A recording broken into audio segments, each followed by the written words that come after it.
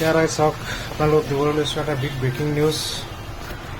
চাওক কেনেকৈ নেৰানেপেৰা বৰষুণৰ ফলত বানপানীৰ ফলত কি প্ৰলয়ংকাৰী বানপানী, য'ত আপোনালোকে দেখা পাইছে এখন লোৰে নিৰ্মিত এখন নিৰ্মীয়মান ব্ৰিজ কেনেকৈ পানীৰ সোঁতত খহি আহিছে,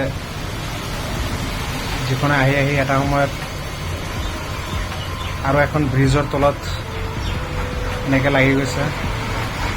চাওক কি এটা অৱস্থা, কিমান শক্তিশালী হ'ব পাৰে পানীৰ ক্ষমতা।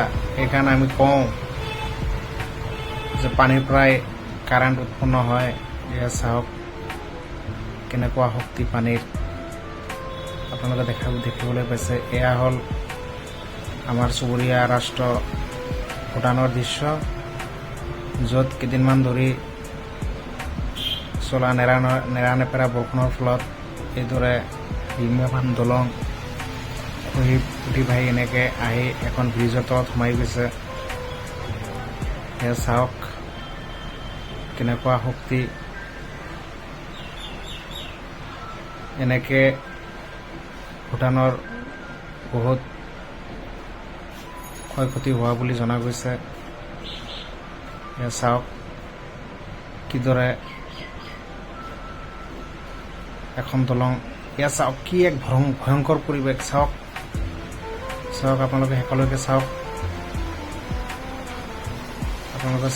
শেষলৈকে। এয়া চাওক কি অৱস্থা, কেনেকুৱা এক পৰিৱেশ, কি শক্তি পানীৰ। এয়াই হ'ল আমাৰ চুবুৰীয়া ৰাষ্ট্ৰৰ বৰ্তমান অৱস্থা, খুব ভয়ানক পৰিৱেশ। এয়া চাওক কি অৱস্থা, অৱশেষত যেন লোহাৰ ব্ৰিজখন ভাঙি দুই টুকুৰা কৰি পেলাইছে। এয়া চাওক।